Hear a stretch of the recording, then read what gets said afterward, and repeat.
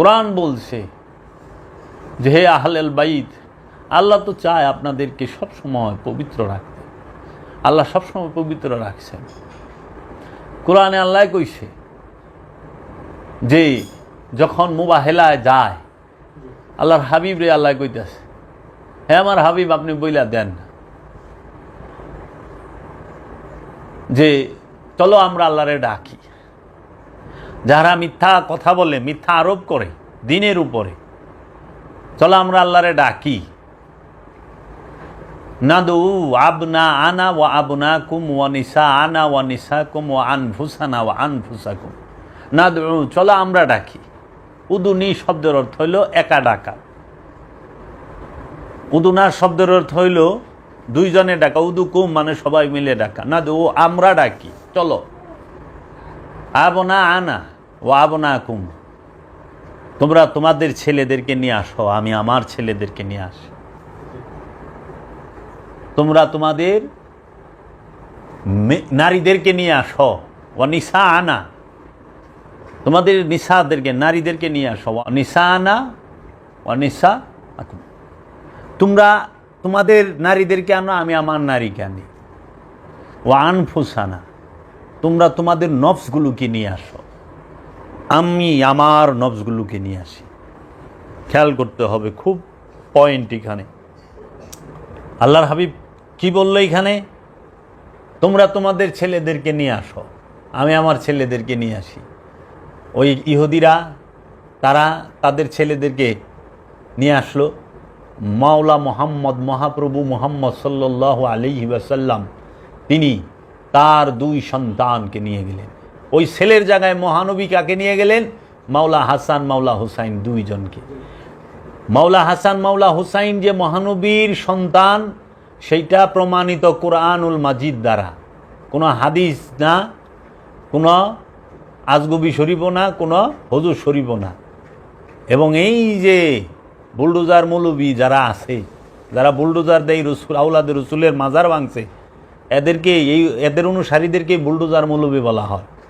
যারা নাকি এখনও বলে ওলি আল্লাহদের মাজার ভাঙ্গা দাও, এখানে উস্কানি দেয়, এরা হলো বুলডোজার মৌলবী।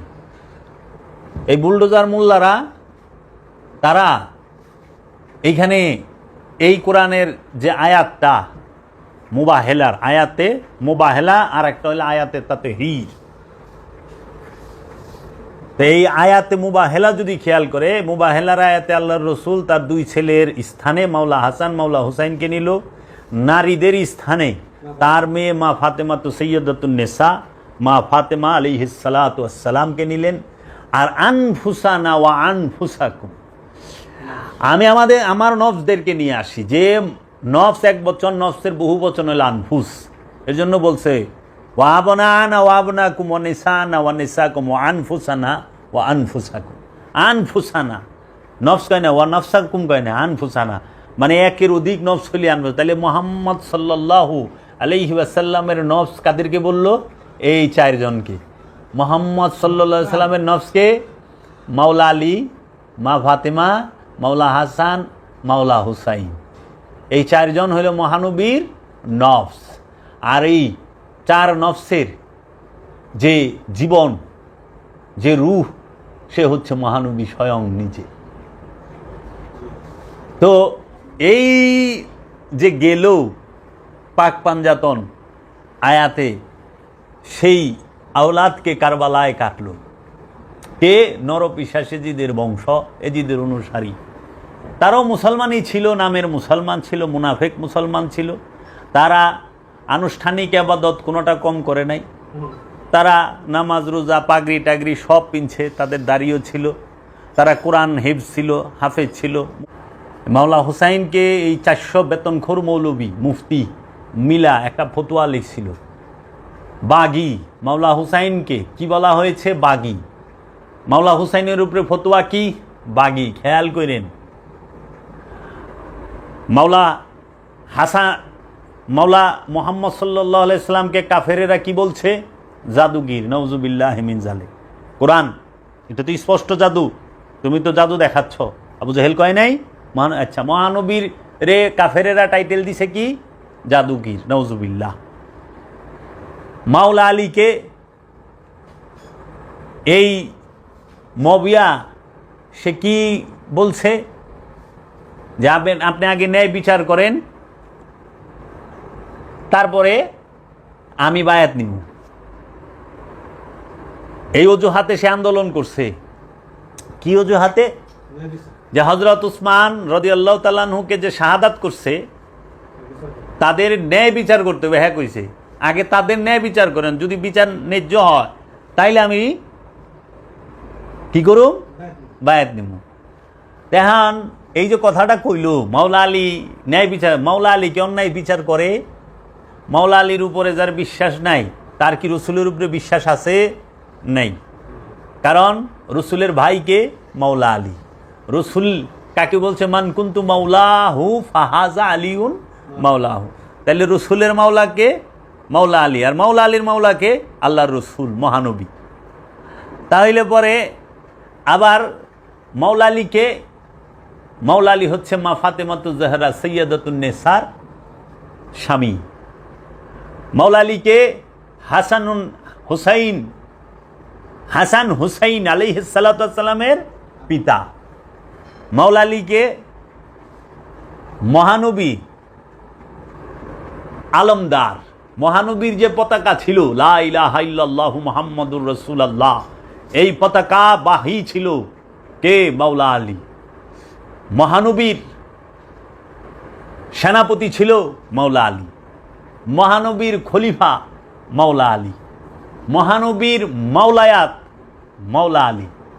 মহানবীর কাঁধে উঠছে মাওলা আলী।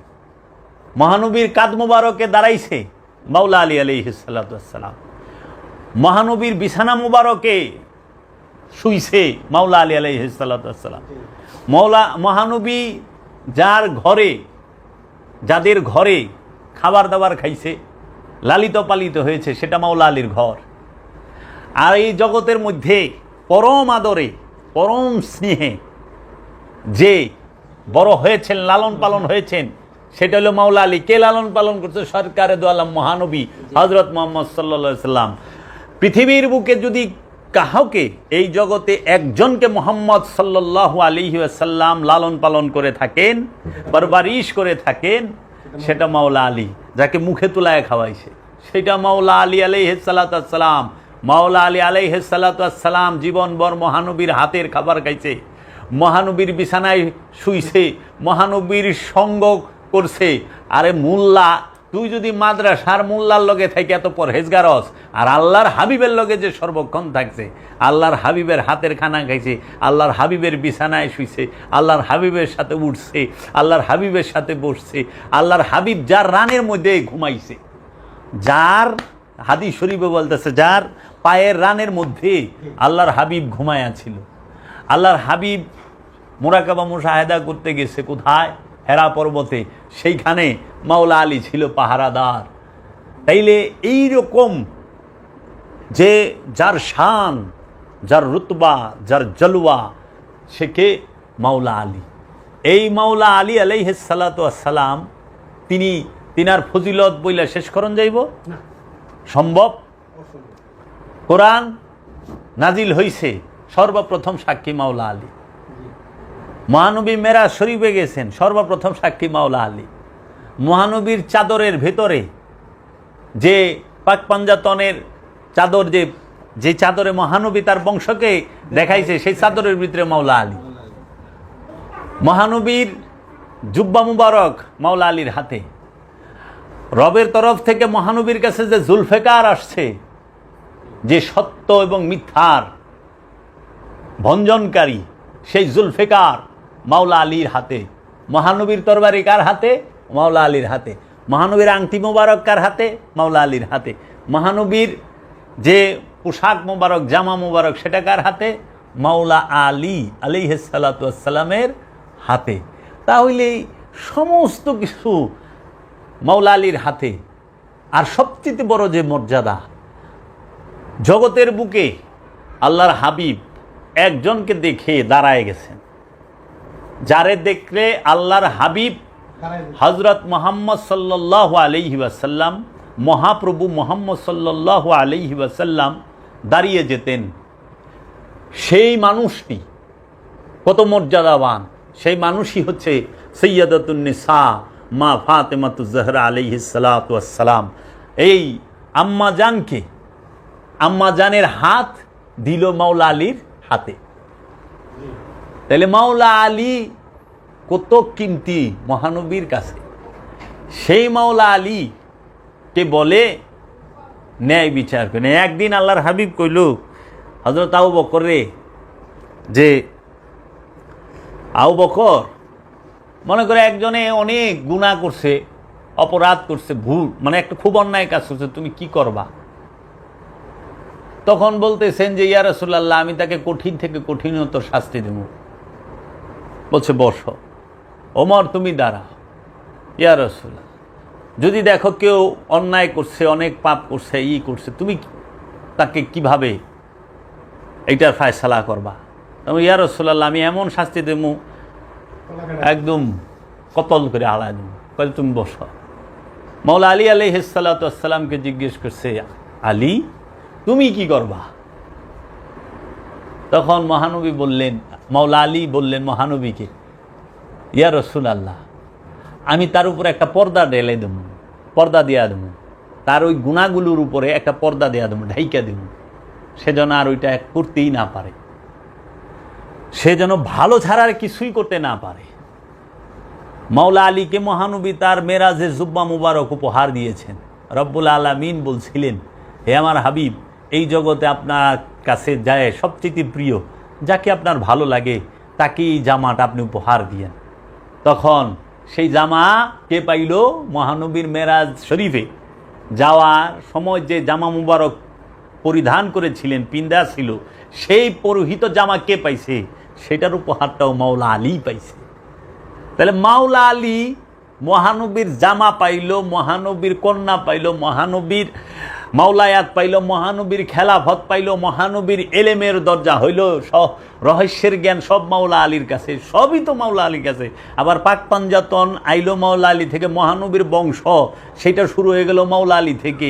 সেই মাওলা আলী রে মাইনাস কইরা যারা মবিয়া করেন, তারা কতখানি ইসলামের প্রেমিক, তারা কতখানি এতে জনগণই বিচার করব। মবিয়ার পরিচয় কি? মবিয়ার মা আরবে সেরা নর্তকী। মবিয়ার পরিচয় কি? মবিয়ার বাপে কাট্টা কাফের ছিল। মহানবীর বিরুদ্ধে ২৭টা যুদ্ধের নেতৃত্বে অগ্রভাগে ছিল এই আবু সুফিয়ান, মবিয়ার বাপে। আচ্ছা, মবিয়ার বাপে সে ছিল শরাবি, সে ছিল ফেসাদি, সে ছিল গিরিঙ্গিবাস। মক্কা বিজয়ে ৬৩০ সালে মহানবী মক্কা বিজয় করল। মক্কা বিজয়ের পরে সে শেষ কাতারের মুসলমান। মবিয়ার মার সুনাম কি? মবিয়ার মা মহানবীর আপন চাচার কাঁচা কলজা চাবা খাইছে। মবিয়ার মা হিন্দা, সে আসলে আরবে সেরা নর্তকী। এত অসম্ভব সুন্দরীর কারণে আরবের সব সর্দাররা হের উপরে মরতো, কাফেরের সর্দাররা। তাহলে কাফেরের সর্দাররা সবাই হের লগে একটু থাকবার, বিয়ে শাদী করবার, সংসার করবার কামনা বাসনা তাকে ছিল। হঠাৎ করে উনি গর্ভবতী হয়ে যায় হিন্দায়। তখন বিচার খারায় যে এত গর্ভবতী হইল, এর বাপ কি? এত বিয়া শাদী হয় নাই, কিন্তু পেট হয়ে গেছে, গর্ভে সন্তান এসে গেছে, তাহলে এটার বাপ কে? তখন আরবের অনেক সর্দার, এখানে তো খাসরা ছিল, বিশ্বকুফার না, এই কাফেরের দলেরা, এই গুন্ডার দলেরা কি করলো? দলের সর্দারেরা ৫ সর্দার খাড়াই গেল ৫ গোত্রের থেকে। ওর পেটে যে বাচ্চা ওইটা আমার, ও কয় ওর পেটে যে বাচ্চা এটা আমার, ও কয়, মানে বাচ্চা হইলো একটা, বাপ খাড়াইছে ৫টা, বিপদ না? মানে পেটে বাচ্চা হইলেও একটা, তো বাপ তো একজন হইব, তো ৫ বাপ খাড়াইলো কে?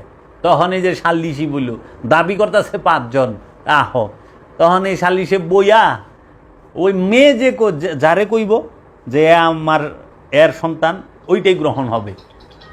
তখন কইল যে আমার পেটে হইল আবু সুফিয়ানের বলা। এই যে মবিয়া আইল, হ্যাঁ, তো যারা নাকি এত কলমের দোহাই দেয় এরা কি নিকার সন্তান? যারা কলেমার দোহাই দেয়, এর লেগা মাওলা আলী জিজ্ঞেস করছিল যে তোমাদের মধ্যে বিবাহের নিকার সন্তান কে আছো বলো, কারণ কোনো সাহাবী তো নিকার সন্তান ছিল না।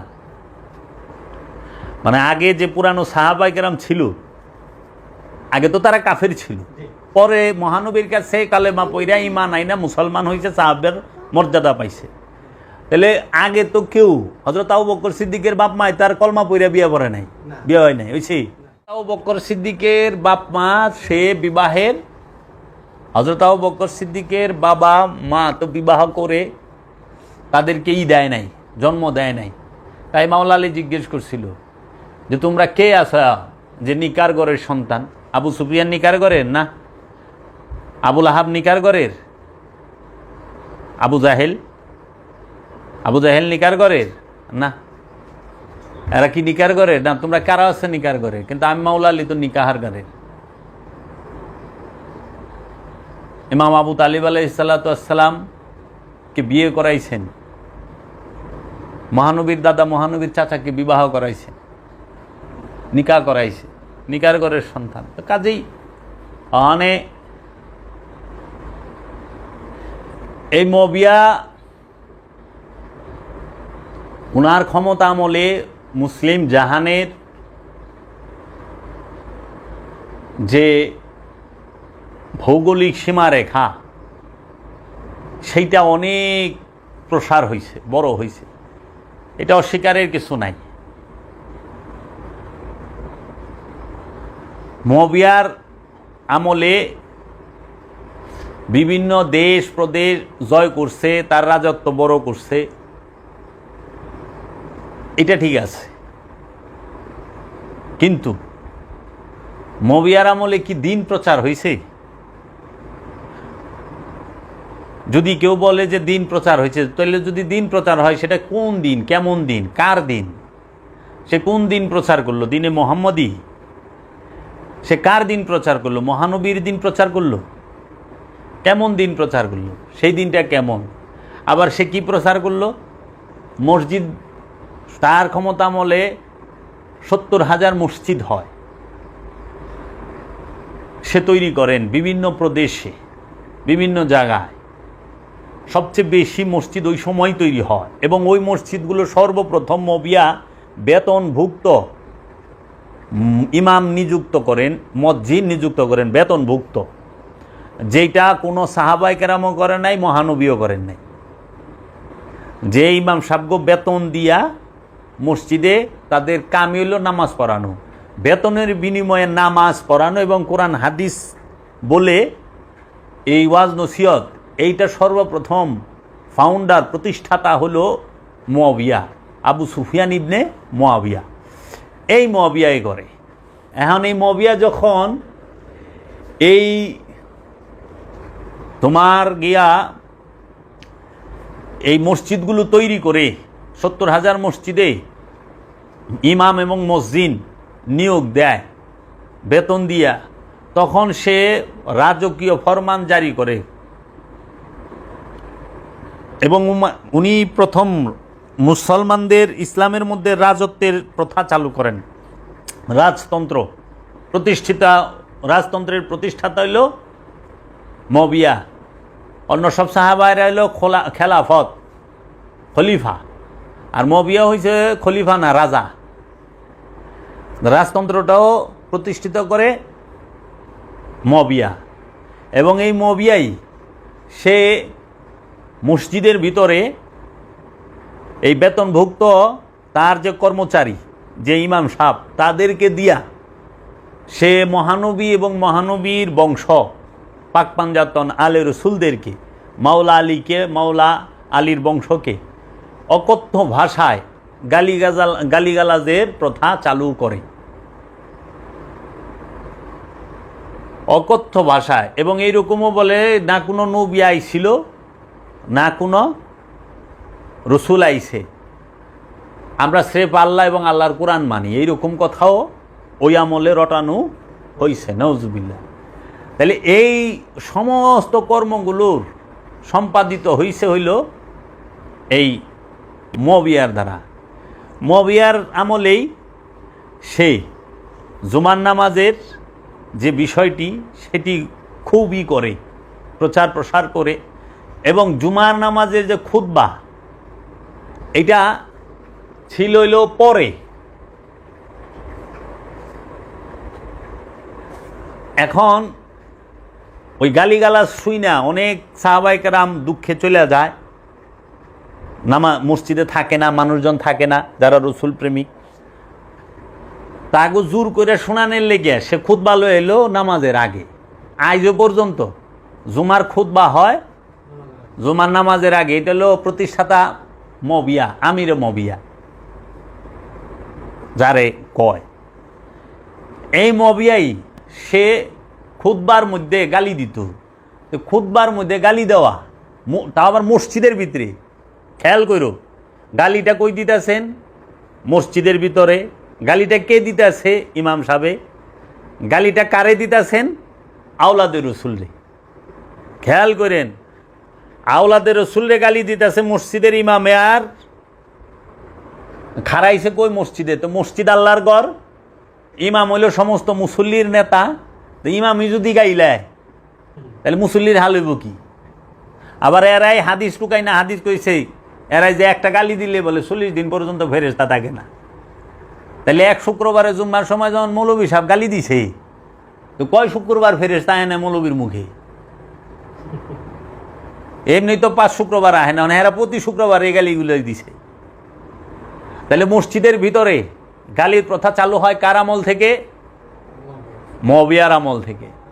মসজিদের মিম্বরে দাঁড়ায়া গালি দেয় কে?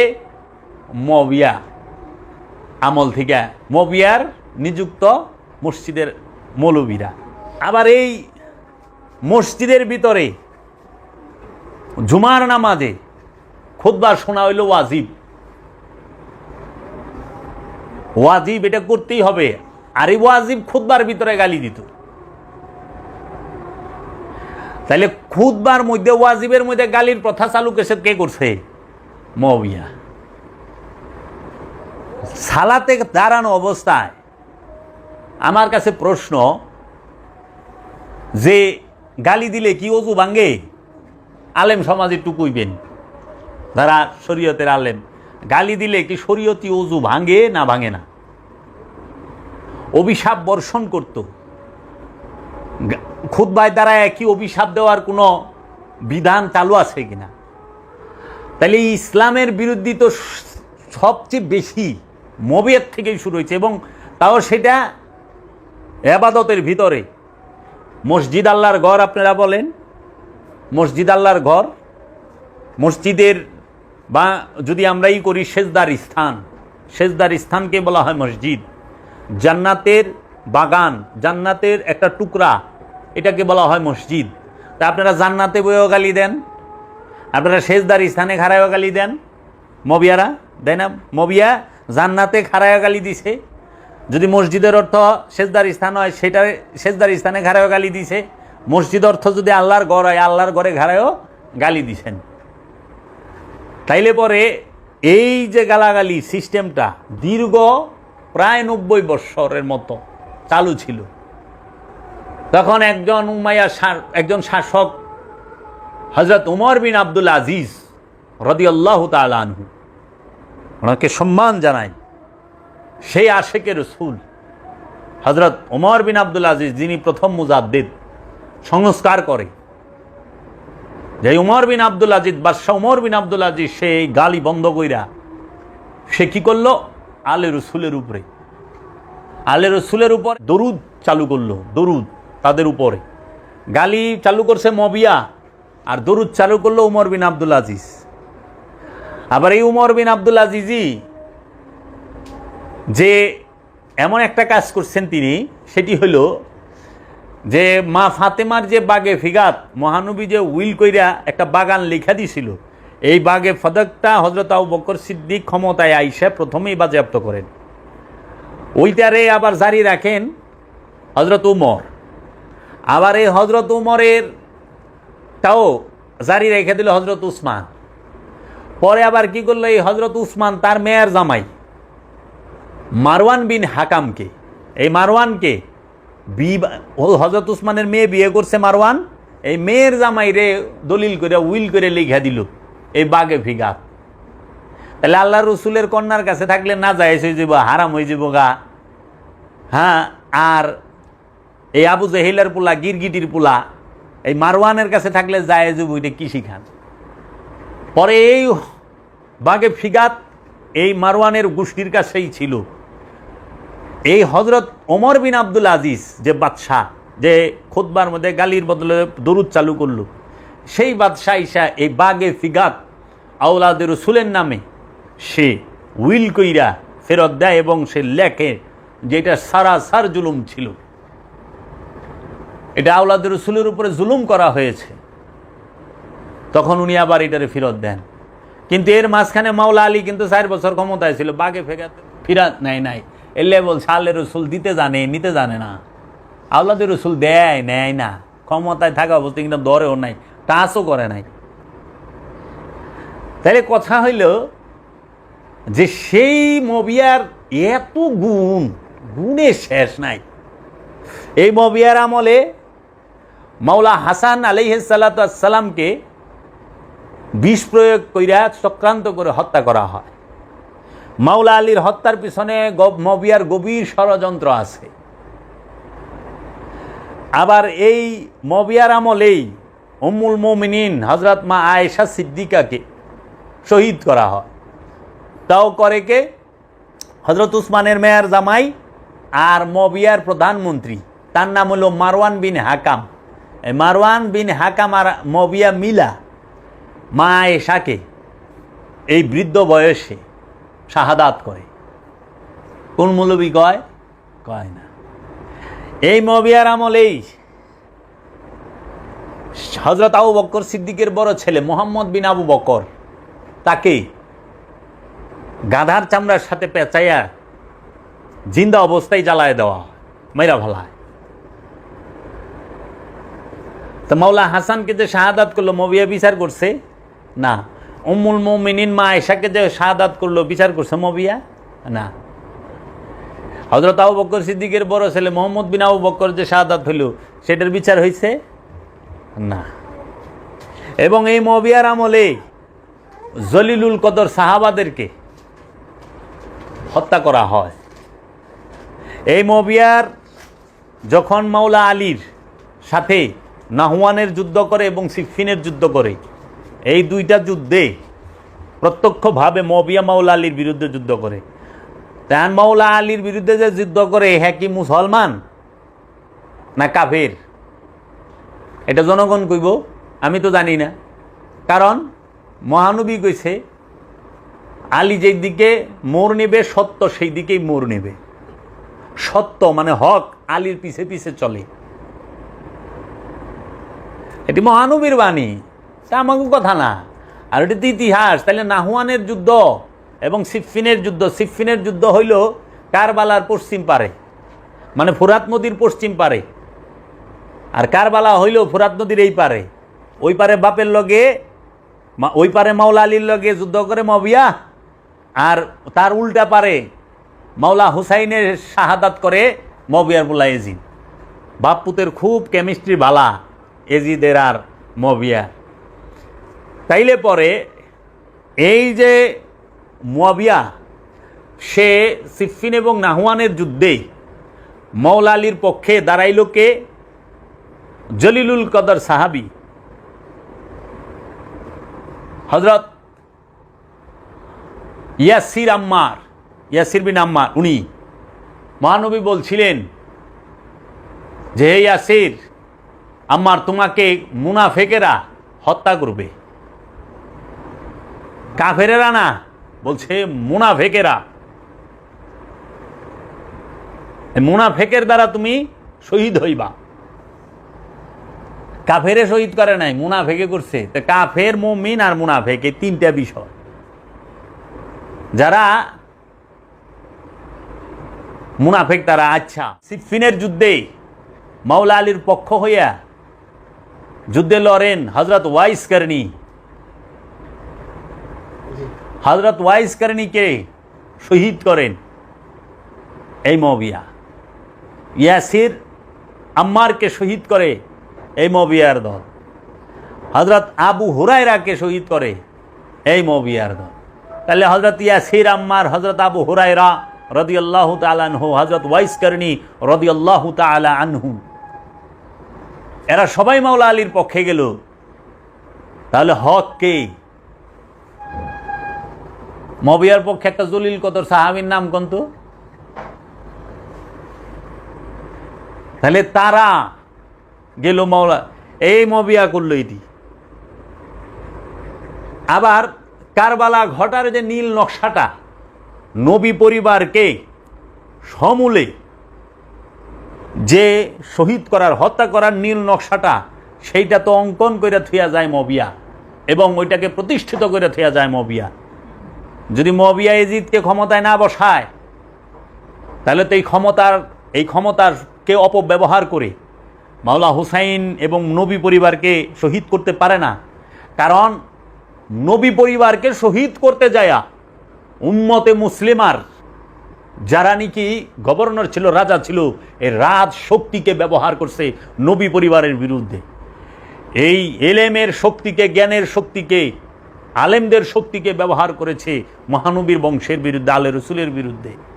এবং মহানবীর বংশের বিরুদ্ধে এই মুফতিদের যে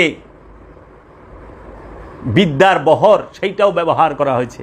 তাহলে ইয়াজিদ মহানবীর যে প্রতিষ্ঠিত যেই রাষ্ট্র, যেই রাজ্য, যেই শক্তি, সেই শক্তিকে ব্যবহার করছে মহানবীর বংশের বিরুদ্ধে, মহানবীর বংশকে কাটার জন্য। দেখো, মহানবীর প্রতিষ্ঠিত রাষ্ট্র, প্রতিষ্ঠিত যে মত, প্রতিষ্ঠিত যে পথ, প্রতিষ্ঠিত যে কোরআন, প্রতিষ্ঠিত যে হাদিসগুলো এবং রাজশক্তি, সেগুলো সবগুলোকে ব্যবহার করা হয়েছে মাওলা হুসাইনের শাহাদাতের বেলা। এর জন্য মাওলা হুসাইনের মাথা মুবারক যখন এজিদের সামনে নেয়, এজিদ তের পায়ের সামনে মাওলা হুসাইনের মাথা মুবারক রাখে, তখন সে কোরআনের একটা আয়াত পড়ে, আল্লাহ যাকে ইচ্ছা তাকে ক্ষমতায় বসান, যাকে ইচ্ছা তাকে ক্ষমতা থেকে সরায় দেন, যাকে অত ইজ্জু মান্তাসা অত জিল্লু মান্তাসা। আল্লাহ যাকে ইচ্ছা তাকে ইজ্জত দেন, যাহাকে ইচ্ছা তাহাকে বেজ্জতি করেন। তখন মাওলা আলীর মেয়ে মা হযরত যায়েনব, তিনি বলেন, শয়তানের মুখে কোরআনের বাণী। তাহলে মহানবী, এখনো তুমি দেখো মহানবী নূর না মাটি, এইটার দলিল মহানবীর কোরআন থেকেই দিতে আছে। তাহলে মহানবীর বিরুদ্ধে মহানবীর কোরআনই প্রয়োগ করে। আচ্ছা, এটার দলিল হাদিস থেকে দিতে আছে, মহানবীর হাদিস মহানবীর বিরুদ্ধেই ব্যবহার করে।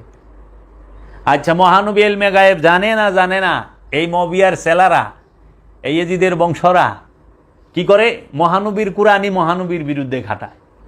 কোরআন তো মহানবীর বাণী, কোরআনে নিজে আল্লাহ কয়ে দিছে, ইন্নাহু লা কাউলুন রাসূলিন কারীম, নিঃসন্দেহে এই কোরআন হচ্ছে সম্মানিত রসুলের বাণী। তাই সম্মানিত রসুলের বাণীকে সম্মানিত রসুলের এবং রসুলের বংশের বিরুদ্ধেই প্রয়োগ করা হচ্ছে, হয় না? রসুল হায়াতুন নবী না কি, রসুল দরুদে হাজির না নাজির, রসুল ইলমে গায়েব জানে না, এই কথা আল্লাহ কোরআনে কোন হানে কইছে? আল্লাহ রসুল যে ইলমে গায়েব জানে না, এই কথাটা কোরআনে কই কইছে? আরে কোরআন নিজেই তো ইলমে গায়েব, কোরআনই ইলমে গায়েব। এই ইলমে গায়েব পুরাটাই তো রসুলের ঠোঁট দিয়ে বাইরেছে। আল কোরআন রসুলের জবান দিয়ে বের হয়েছে না, ঠোঁট দিয়ে বের হয়েছে না? তাহলে কোরআনই তো ইলমে গায়েব। আবার এইটা যে কোরআন, এই কোরআনকে, কোরআন বলছে আমি কোরআন না, কোরআনকে তো পরিচয় করাই দিছে রসুলের হাদিসে। কারণ রসুলের জবান দিয়ে বলছে, যখন বলছে ইকরা বিসমি রাব্বিকাল্লাযী খালাক খালাকাল ইনসানা মিন আলাক ইকরা ওয়া রাব্বুকাল আকরামাল্লাযী আল্লামা বিল কালাম, তখন ওই সময়কার মানুষের জিজ্ঞেস করে, তুমি এগুলা কি কইতাছ? এইরকম কথা তো শুনি নাই, নতুন শুনতাছি, এই কথাগুলো তো অনেক সুন্দর, এটা কই পাইলা, এটা কিসের? তখন আল্লাহ রসুল বলল, এটা কোরআন, এটা কোরআনের বাণী। এইটা যে কোরআন এবং এটা কোরআনের বাণী, এই কথাটা তো কোরআনে নাই, এটা আছে হাদিসে। প্রথম হাদিস, রসুলের কথা হইলে হাদিস, রসুলের বাণী হইলে হাদিস, হাদিস দিয়া কোরআনরে পরিচয় করাইল। মাথালারা বুঝবো আমি কি কইছি, যে হাদিস দিয়া কোরআনরে পরিচয় করাইলো যে এটা কোরআন। মহানবী যদি ওই সময় না কইতো এটা কোরআন, তা কেমনে বুঝতা যে এটা কোরআনের বাণী? কোরআন চিনবার গেলে আগে হাদিস লাগবো, আর আল্লাহ চিনবার গেলে আগে রসুল লাগবো। রসুলের দাসত্ব ছাড়া আল্লাহ চিনবা না, আল্লাহ জানবা না, আল্লাহ পরিচয় পাইবা না, নিজেরে চিনবা না। এর জন্য হাদিসও মানতে হবে, কোরআনও মানতে হবে, রসুলও মানতে হবে, রব্বুল আলামিনও মানতে হবে, ওলি আল্লাহও মানতে হবে, এছাড়া উপায় নাই। তাহলে আজকে এই মবিয়ার গোষ্ঠীতে দেখো কারবালায় রসুলের সমস্ত ক্ষমতাই রসুলের বিরুদ্ধে প্রয়োগ করছে। তাই মাওলা হুসাইন নীরব থাকছে একটা কারণে, মাওলা হুসাইনকে শাহাদাত করব কার বাপের সাধ্য আছে, কোন শক্তির সাধ্য আছে? নাই। কিন্তু মাওলা হুসাইন যদি ওই সময় শাহাদাত না হয়, তাহলে তো এটা প্রমাণ করে দেখাই দিয়ে পারে না আমাকে চোখে আঙ্গুল দেয়া আমি অধম জাবেরের মতো। অধমকে এই চোখে ধরাই দিত না, সবাই দেখবো না আমি যে কইছি, দেখো তো চিন্তা কইরা জীবন এইভাবে শুনছ কিনা, জীবন এইভাবে ভাবছ কিনা। যে মাওলা হুসাইন দেখাই দিল, দেখো আমার নানার প্রতিষ্ঠিত রাজত্ব, এই রাজ শক্তি, আমার নানার প্রতিষ্ঠিত যে রাষ্ট্র, যে রাজ্য, সেই রাজ্যের সেই রাষ্ট্রের সমস্ত শক্তি আমাদের বিরুদ্ধেই প্রয়োগ করা হচ্ছে। আমার নানা এবং আমার নানি, মাওলা হুসাইন দেখাই দিছে যে মাওলা হুসাইনের নানি সে কে? মা খাদিজাতুল কুবরা, যিনি সবচেয়ে বড় দাতা, যিনি ইসলামকে জিন্দা রাখছে, যিনি ইসলামের সবচেয়ে বড় মদদগার, দিনে পানা মা খাদিজাতুল কুবরা, যে তার সমস্ত সম্পদ দিয়া দিন, মোহাম্মদী দিনকে দাঁড় করিয়ে দিয়েছেন, প্রতিষ্ঠিত করিয়ে দিয়েছেন। সবচেয়ে বড় দান যদি ইসলামের জন্য কারো থাকে, সেটা হলো মা খাদিজার। মা খাদিজা ছাড়া আর কারো এত বড় দান নাই। অন্য সমস্ত সাহাবাই কেরামদের দানটা হচ্ছে মা খাদিজার সামনে শস্যা পরিমাণ, মা খাদিজার সামনে শস্যা পরিমাণ। আজকে এই আলেম সমাজ, এই বিতা হুয়া মৌলবীর দল, এরা কখনোই মা খাদিজার ফজিলত, মা খাদিজার এত বড় দানের কথা কয় না। তাইলে মাওলা হুসাইনের নানির খাওয়ন খায়া, মাওলা হুসাইনের নানার দেওয়া খাওয়ন খায়া যারা বাইচা ছিল, যারা জীবন বাঁচাইছে, তারাই অস্ত্র লইয়া কারবালায় দাঁড়াইছে। তো মাওলা হুসাইন যদি ওইখানে না যাইতো, তাইলে তো আমরা এটা বুঝতাম না যে যার নিমক খায় তার লগে নিমক হারামি করে, যার রহমতে বাইচা থাকে তার লগেই বেইমানি করে। আচ্ছা যায় দেহ, মহানবীর কোরআন পইরা মহানবীর আওলাদের বিরুদ্ধে ওই সময় 400 মৌলবী মিলা ফতোয়া দিছে। ইমাম হুসাইন আলাইহিস সালাম বাগী, বাগী মানে রাষ্ট্রদ্রোহী, বাংলায় বলে আমরা রাষ্ট্রদ্রোহী। ওয়াজিবুল কদল এই ফতোয়াটা কই পাইছে? কোরআন পইরা। হেরা কোরআনটা কার? মাওলা হুসাইনের নানার। কোরআনটা কার? মাওলা হুসাইনের নানার, রসুল সাল্লাল্লাহু আলাইহি ইসলামের। কোরআন হচ্ছে আল্লাহ রসুলের রবের। আল্লাহ রসুল বলছে যে এই কোরআন নাজিল হয়েছে আমার রবের তরফ থেকে। আমার রব কইছে, তগো রব আর আমাদের রব কয় নাই। খেয়াল করে কোরআনের দিকে মিয়া, বলছে এই কোরআন নাজিল হয়েছে আমার রবের তরফ থেকে, মুহাম্মদ সাল্লাল্লাহু আলাইহি ওয়াসাল্লামের যিনি রব, তার রবের তরফ থেকেই কোরআন নাজিল হয়। মুহাম্মদ সাল্লাল্লাহু আলাইহি সাল্লামের রবের তরফের থেকে যে কোরআন নাজিল হয়েছে, সেই কোরআন প্রয়োগ করা হয়েছে মুহাম্মদ সাল্লাল্লাহু আলাইহি ওয়াসাল্লামের নাতিকে, তার বংশকে শাহাদাত করার জন্য, শহীদ করার সময়। এবং ওইখানেই, ওই কারবালার মাঠেই মুহাম্মদ সাল্লাল্লাহু আলাইহি ওয়াসাল্লামের রবের দেওয়া কোরআন, মুহাম্মদ সাল্লাল্লাহু আলাইহি সাল্লামের দেওয়া কোরআন পাঠ করা হয়েছে কারবালায়। তাহারা মুহাম্মদ সাল্লাল্লাহু আলাইহি সাল্লামের দেওয়া সালাত ওইখানে আদায় করে, কিন্তু ওই সালাত পড়ে মুহাম্মদ সাল্লাল্লাহু আলাইহি সাল্লামের নাতি এবং বংশের কল্লা কাটে। তাহলে তারা কেমন সাহাবী আর তারা কেমন মুসলমান এই মবিয়া, এই এজিদের সময়। আবার দেখো কেমনে ব্যবহার হয়। মুহাম্মদ সাল্লাল্লাহু আলাইহি সাল্লাম যে কোরআন দিছে, সেই কোরআন সেইটা পাঠ করে কি? ইহদিনাস সিরাতাল মুস্তাকিম। সূরা ফাতিহা পড়ি না নামাজের সময়? ইহদিনাস সিরাতাল মুস্তাকিম, হে আল্লাহ আমাদেরকে সিরাতাল মুস্তাকিম দান করেন, মানে একমাত্র সঠিক পথ দান করেন। আল্লাহ বলছে সিরাতাল মুস্তাকিমকে, হে আমার হাবিব আপনিই হচ্ছেন সিরাতাল মুস্তাকিম। সিরাতাল মুস্তাকিমকে সমস্ত নবী রসুলগণ, আলে রসুলগণ, আওলাদের রসুলগণ, তো মাওলা হুসাইন তো নিজেই সিরাতাল মুস্তাকিম। তাহলে ওরা নামাজে খাড়ায় যে সিরাতাল মুস্তাকিম পইরা সিরাতাল মুস্তাকিমদের কল্লা কাটলো, তাইলে এই যে কোরআনকে কোরআনের বিরুদ্ধে দাঁড় করানো, এই প্রথাকে চালু করলো মুআবিয়া। আচ্ছা, সারা ওয়ার্ল্ডের মধ্যে রাজনৈতিক পরিস্থিতিতে কোরআনকে ব্যবহার কে করলো, কোরআন দিয়া রাজনীতি কে করে, সেটা হলো মুআবিয়া। সিফিনের যুদ্ধে বল্লমের আগায় কোরআন বাইন্দা দেয়। তাহলে সর্বপ্রথম যুদ্ধে কোরআনের দোহাই দেয় মুআবিয়া, কোরআন ব্যবহার করে মুআবিয়া, রাজনীতি করে কোরআন লয়া মুআবিয়া। এর লেগে মুআবিয়ার দোসর যারা, তারা হইলো কোরআন লয়া রাজনীতি করে, রাজনীতির সময় কোরআনকে ব্যবহার করে, রাজনীতির সময় এই দাড়ি টুপি লেবাসকে ব্যবহার করে, রাজনীতির সময় মহানবীর নামকে ব্যবহার করে। তুমি দেখো কারবালায় তাকায়া, তারা কি মাওলা হুসাইনকে শাহাদাত করতে সময় মোহাম্মদ সাল্লাল্লাহু আলাইহি ওয়াসাল্লামের লেবাস ব্যবহার করে নাই? তারা কি কারবালায় শাহাদাতের সময় মোহাম্মদ সাল্লাল্লাহু আলাইহি ওয়াসাল্লামের যে ইবাদতের সিস্টেম সেটা ফলো করে নাই? করছে তো। তারা কি মোহাম্মদ সাল্লাল্লাহু আলাইহি ওয়াসাল্লামের দেওয়া কোরআন ওইখানে তেলাওয়াত করে নাই? করছে তো। তাহলে এই অসতের দলেই আল্লাহর রসুলের বিরুদ্ধে আল্লাহর রসুলের কোরআনকে ব্যবহার করে, আল্লাহর রসুলের বিরুদ্ধে আল্লাহর রসুলের হাদিসকে ব্যবহার করে, আল্লাহর রসুলের বংশের বিরুদ্ধে আল্লাহর রসুলের বিরুদ্ধে আল্লাহর রসুলের দেওয়া কোরআন এবং হাদিসকে ব্যবহার করে তাদের নিজের ফায়দা লুটে তারা ক্ষমতায় বসে, তারা নিজের ক্ষমতাকে পুক্ত করে। আজকে সেই ধারাকে, এর জন্য আমি দুঃখ করিয়া কইলাম, আজ পর্যন্ত আমার কেউ জিগাইল না যে এই ওয়াহাবি মৌলবী, এই ওয়াহাবি সালাফি খারিজি মৌলবীরা খালি মবিয়া করে কে?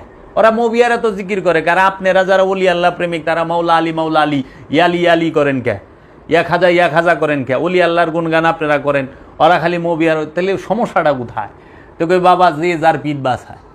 আমরা ওলি আল্লাহর অনুসারী যারা, তারা মুক্তি পাইতে চায়, খান্নাসরূপী শয়তান হতে নফসকে মুক্ত করতে চায়। যাহারা খান্নাসরূপী শয়তান হতে নফসকে মুক্ত করতে চায়, তাহারা অবশ্যই ওলি আল্লাহর কাছে সহবতে যেতে হবে, আলী করতে হবে, ওলি করতে হবে। তখন তারা এই ওলি আল্লাহদের মুরাকাবা, মুশাহেদা, ধ্যান, ওলি আল্লাহদের সাথে সালাত প্রতিষ্ঠিত করলে, নবী রসুলের সাথে সালাত প্রতিষ্ঠিত করলে খান্নাস মুক্ত হবে। এর জন্য ওলি আল্লাহর প্রেমিক যারা, তারা ওলি করে, আলী করে। কারণ জান্নাতের মালিক মাওলা মুহাম্মদ সাল্লাল্লাহু আলাইহি ওয়াসাল্লাম, মহাপ্রভু মুহাম্মদ সাল্লাল্লাহু আলাইহি ওয়াসাল্লাম, জান্নাতের সর্দার মাওলা হাসান মাওলা হুসাইন আলাইহিস সালাতু ওয়াসসালাম, জান্নাতের সর্দারিনী মা ফাতেমাতুজ জাহরা, হাউজে কাউসারের মালিক মহানবী সাকিয়ে কাউসার মাওলা আলী। তাহলে জান্নাতের মালিক, জান্নাতের সর্দার, জান্নাতের দাতা, জান্নাতে হাউজে কাউসারের মালিক, হাউজে কাউসারের দাতা তো রসুল এবং রসুলের বংশ। এর লেগে ওলি আল্লাহ প্রেমিকরা, ওলি আল্লাহরা ইয়া আলী করে, ইয়া মোহাম্মদ করে, ইয়া নবী সালাম আলাইকা বলে, ইয়া রসুল সালাম আলাইকা বলে, ইয়া হাবিব সালাম আলাইকা বলে, ইয়া মোহাম্মদ সাল্লে আলা মোহাম্মদ বলে, হ্যাঁ সাল্লাল্লাহু আলা মোহাম্মদ সাল্লাল্লাহু আলাইহি ওয়াসাল্লাম বলে। কেন? কারণ জান্নাতটা যে মহানবীর বংশের, এইখানকার সর্দার সব মহানবীর বংশের, তাই আমরা ওইখানকার। আর জাহান্নামটা মুআবিয়ার 14 গোষ্ঠীর, মুআবিয়ার নানার দাদার সব কাট্টা কাফের ছিল। ওই লেগে ওরা মুআবিয়া এখন কি? কারণ সারা ওয়ার্ল্ডের মধ্যে মৌলবাদের সর্বপ্রথম মৌলবাদ প্রতিষ্ঠা করে মুআবিয়া, বেতনভুক্ত মৌলবী নিযুক্ত করে মুআবিয়া, এবং ইসলামকে রাজনীতিতে ব্যবহার করে মুআবিয়া, কোরআনকে রাজনীতিতে ব্যবহার করে মুআবিয়া, কোরআনকে যুদ্ধে ব্যবহার করে মুআবিয়া, ষড়যন্ত্র করে মুআবিয়া, রসুলের বিরুদ্ধে, রসুলের বংশের বিরুদ্ধে ষড়যন্ত্র করে জন্মের পর থেকেই মুআবিয়া। এর জন্য যাহারা মুআবিয়ার চেলা, তারা দেখবেন রসুলের কথা বললেই যদি বলেন আজকে ঈদে মিলাদুন্নবী সাল্লাল্লাহু আলাইহি ওয়াসাল্লাম, আজকে আমাদের সেরা ঈদ, সৃষ্টিকুলের শ্রেষ্ঠ ঈদ, দয়াল রসুলের আগমনের ঈদ, জন্মের ঈদ, তখন এই মুআবিয়ার চেলা, রেজিদের চেলা কই পাইলেন? দলিল কই? কোরআনে কই আছে? হাদিসে কই আছে? কোন সাহাবী করছে? নবী পরিবারের কে করছে? মহানবী করেছেন। দলিল দেন। দলিল কই? দলিল ছাড়া কিছু মানা যাবে না, কোনো কিছু করা যাবে না, শিরক বেদাত নাজাইজ, ফতোয়া মাইরা দিব। কয়ে এই এজিদ আর মবিয়ার সেলাই এজিদের না যায় সাউলাদরা জন্ম দিছে কিন্তু পিতৃ পরিচয় দেয় না এর লেগা ওরা মবিয়ারে বাপ মানে কিন্তু নাম কয়ে পারে না আর মবিয়ারে বাপ মানে আর আমার ইমানের পিতা মাওলা আলী আমার ইমানের পিতা মাওলা হাসান মাওলা হুসাইন আমি বুকে থাপড় দিয়া গই সিনা চৌড়া করে গই আমি মাওলা আলী আলাইহিস সালাতু ওয়াস সালাম এবং মাওলা হুসাইন হাসান আলাইহিস সালাতু ওয়াস সালামের ওই ঘরানার সন্তান আমি তাহারা আমার ইমানের পিতা তাহারা আমার সমস্ত কিছুর আমার পিতা তারা আমি পরিচয় দিতে পারি কিন্তু মবিয়ার পোলায় পোলায় হলে পরিচয় দেওয়া পারে না এখন দেহ যাইয়া যখন তুমি কইবে আজকে 10ই মুহররম পবিত্র আশুরা দিবস পবিত্র মুহররমের মাসে এই কারবালা ঘুরছে মুসলমান জাতির সুখের মাস সর্বশ্রেষ্ঠ সুখের মাস যেই মুহররম মাসে দ্বীনকে হত্যা করা হয়েছে কোরআনকে হত্যা করা হয়েছে আওলাদে রসুলকে হত্যা করা হয়েছে দ্বীনে পানাকে হত্যা করা হয়েছে কোরআনকে হত্যা করা হয়েছে মাওলাকে হত্যা করা হয়েছে তখনই বলবে এই কই ফেলেন এই মুহররমের মধ্যে এই যে তাজিয়া বের করবেন এই যে কানলেন যে দলিল ফেলেন কই কানলেন দলিল ফেলেন কই দলিল কই কোরআন হাদিসে মুহররম যে করতে হবে কোরআনে সূরা কোন সূরা আয়াত আছে দেখান কোন হাদিস আছে দলিল কো ও দলিল তো নাই তো তোর বাপে মরলে যে তুই কান্দস দলিল কই ফেলি কোরআনে কই আছে মোল্লার বউ মরলে কান্দন লাগবো কু তুই রাস্তাঘাটে দেখিস একটা মোল্লায় যদি রিক্সায় ও হাবি আর কি শুনির কথা কই না রিক্সা যদি উঠে বউটারে এমনি করে ধরে রাখে রিক্সার মধ্যেও ভালোবাসা অন্য করলে হইলে হারাম না যাইস তোমার ঘরে মা বোন নাই কিন্তু হেরা করলে সব যাইস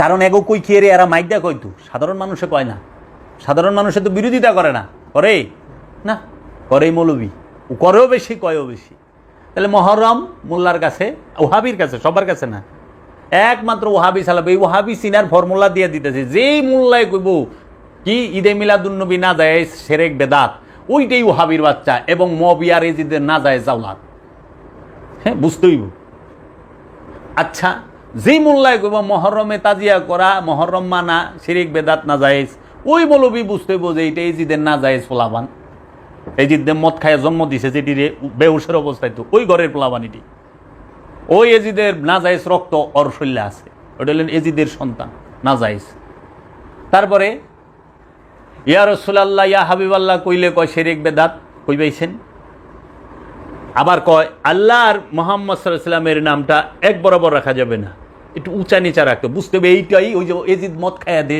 জন্ম দিছে সেই ঘরের সেই বংশের না জায়েজ আওলাদ এজিদের অগসুলকানি খালি মোহাম্মদ আর আলে মোহাম্মদ লয়া দেখো মহানবী আর আলে রসুল এবং আলে রসুল লয়া তা গোসুলকানি খাও জানি লাগে জানি ওরা ইমাম আবু সুফিয়ানের উপরে আর আবু সুফিয়ান পোলার উপরে আনছে ওরা ইমান কি মবিয়ার এজিদের উপরে আনছে তাই তো দেখা যায় তাই কইছিল যেই নবীর কালমে পড় সেই নবীর বংশের আওলাদের সেই নবীর সন্তানের কল্লা কাটক কেমন মুসলমান আর আমিও হনে কইবার চাই যেই নবীর কলেমা পড়ে সেই নবীর আওলাদের শাহাদাত দিবসের বিরোধিতা করে যেই নবীর কলেমা পড়ে যেই নবীর দেওয়া কোরআন পড়ে হাদিস পড়ে নামাজ পড়ে রোজা রাখে সেই নবীর আগমন দিবসকে ওই দিবসে যদি কেউ খুশি হয় মিলাদ দেয় কেউ ওয়াজ নসিহত দেয় ওয়াজ মাহফিল করায় না জায়েজ বেদাত বুঝছ ওরা কার উপরে ওদের ইমানটা কই যেই নবীর উপরে কালমা পড়ে সেই নবীর জন্মদিন তোমার কাছে বেদাত হয় সেরে কয় করা ওই নবীর আওলাদের রসুলের এই করলে পরে শাহাদাত দিবসের শোকের অনুষ্ঠান করলে তোমার কাছে বেদাত হয় আচ্ছা যেই নবীর কলমা পড়ো যেই নবীর নামাজ পড়ো যেই নবীর দেওয়া কোরআন পড়ো যেই নবীর দেওয়া হাদিস পড়ো যেই নবীর দেওয়া সুন্নত ফলো করো সেই নবীর রে যদি তোমরা দাঁড়াইয়া সালাম করো সালাম দাও তাতে বলে শিরিক বিদাত হয় দাঁড়ায় সালাম দেওয়ার মধ্যে শিরিক বিদাত কই একটা অফিসারের সামনে তার সিনিয়র অফিসার আসলে দাঁড়ায়া যায় একটা মোল্লার সামনে মসজিদের সভাপতি ঢুকলে এলাকার চেয়ারম্যান এলে মোল্লা দিয়ে টেম দেয় খাড়ায় যায় দিস এই মসজিদের মৌলবী যে ওয়াজ করে যখন চেয়ারম্যান ঢুকে তখন মোল্লা টেম দেয় খাড়ায় জায়গা আরে চেয়ারম্যান সাহেব আসছেন ইয়াক ফিরুল্লাহ না হলে মালা এই যে ঝাঁকি যত ঝাঁকি তত নাকি ঝাঁকিয়ে বেরিয়ে লিছে আর এ নাল্লা চেয়ারম্যানের রাত খালি ঝাঁকবার লইছে তো মৌলবী তখন সেরেকের কথা মন থাকে না আমরা দেখলাম না মোল্লাগো বিরাট বড় সমাবেশ করলো পল্টনে, ওই যে ইয়ের মধ্যে সরোয়ারদিতে, তখন যখন নাকি আমাদের দেশের মাননীয় প্রধানমন্ত্রী উপস্থিত হলেন, মোল্লারা খাড়ায় নাই, খাড়াইছে তো কিও। সংসদে প্রধানমন্ত্রী ঢুকলে এমপি মন্ত্রীরা খাড়ায় যায়, স্পিকার ঢুকলে প্রধানমন্ত্রী প্রেসিডেন্ট সুদ্ধা খাড়ায় জায়গা, খাড়ায় না? তাহলে এরা যদি ঢুকে খাড়ায়, তাহলে আল্লাহ রসুলকে সম্মান জানায়া তুমি একটু দাঁড়াইবা, এখানে তোমার হাদিস খোঁজন লাগবো, কোরআন খোঁজন লাগবো কেন? মানে কি? মানে কি? তোমার উদ্দেশ্য তো খারাপ, যে তুমি 2 মিনিটের লেগে দাঁড়াইছ, ওইখানে তুমি ফতোয়া খুঁজতেছ, মানে কি?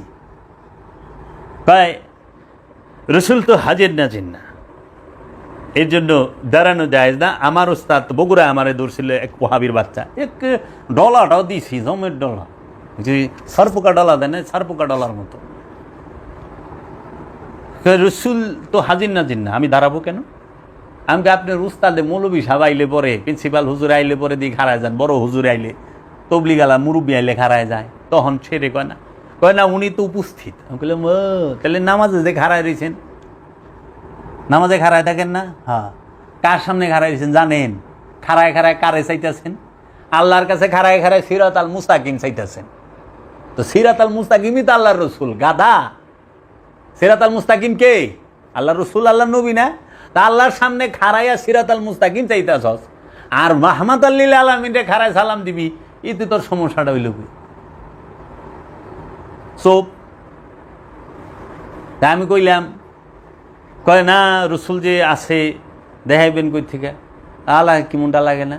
তাই আমি বললাম এই যে আসসালামু আলাইকুম রহমতুল্লাহ কন না? হ্যাঁ। এই যে রহমতরে যে সালাম দিছেন, জীবনে ব্যাগ দিছে সালাম, ওয়ালাইকুম সালাম ইয়া বান্দা, রহিমুদ্দি কলিমুদ্দি যদুমুল্লাহ দিছে আসসালামু আলাইকুম, সাথে সাথে ব্যাগ আইব না ওয়ালাইকুম সালাম, কারণ সালাম দেওয়া সুন্নত, উত্তর দেওয়া আজিব। কানা ফেরেস্তা তো আজ পর্যন্ত উত্তরই দিল না। এই যে মুনকার কি কিরামান কাতিবিন, একজনে খালি মাঝে মধ্যে এরকম করে, কিরে তুই এরকম করেছ?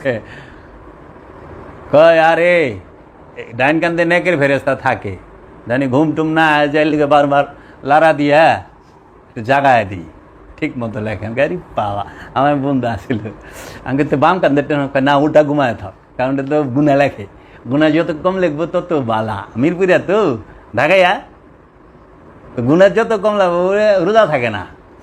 রোজা থাকস না কে? হ্যাঁ বেটা, কেরা কয় রোজা থাকি না? টুপি মাথায় দিয়া সারাক্ষণ নিমের ডেলটা দাঁত মাজবো, আর এমন একটা বাপ, মানে সেই রোজা, 3 বেলা খায়া রোজা।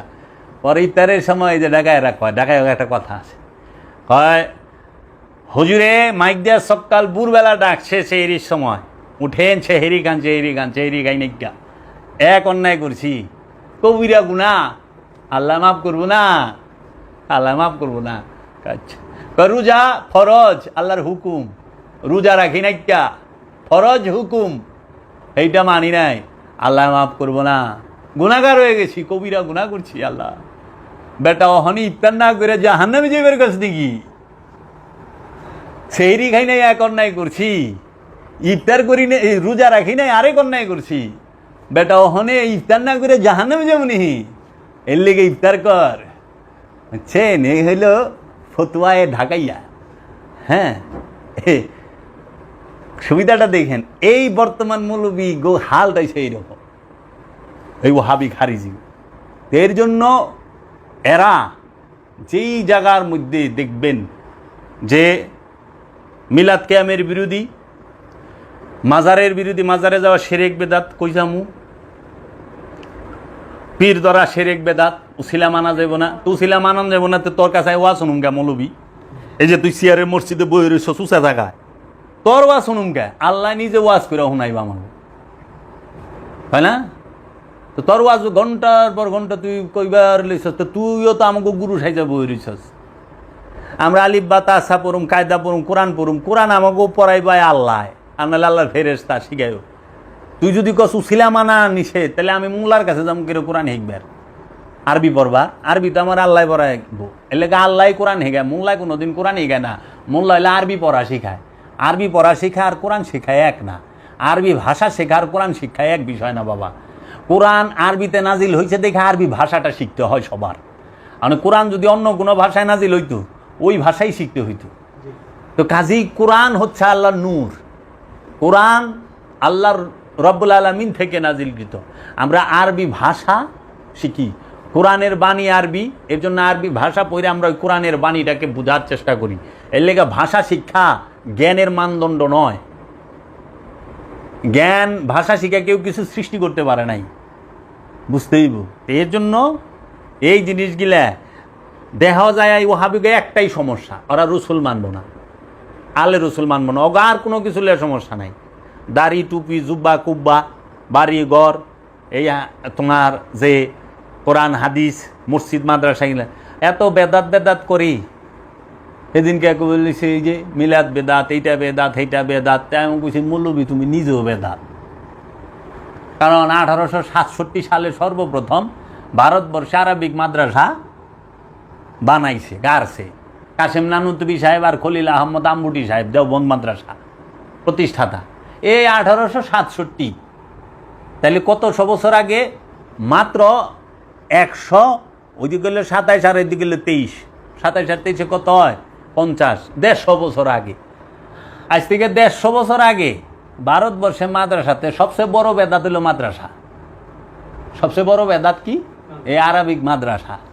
এটা রসুলের জমানায় ছিল না, সাহাবীর জমানায় ছিল না, তাবিনের জমানায় ছিল না, তাবিনের জমানায় ছিল না।